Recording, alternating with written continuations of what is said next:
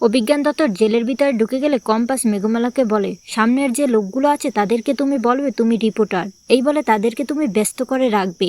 কিন্তু মেঘমালা খুব ভয় পেয়ে যায়, কম্পাসকে বলে, কম্পাস সাবধান, কিন্তু কোনো ভুল করবে না,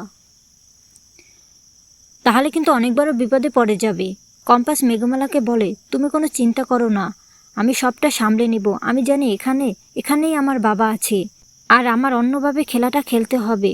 এই বলে তার ব্যাগ থেকে একটা বন্দুক বের করে। মেঘমালা দেখে বলে, এ কি তোমার কাছে এটা কেন? তারপর কম্পাস বলে, তুমি ভয় পেও না, এটা খেলনা বন্দুক, এটা কোনো আসল বন্দুক নয়, এটা দিয়ে আমার কাজ শেষ করতে হবে। অভিজ্ঞান দত্তর, এবার তোমার খেলা শুরু।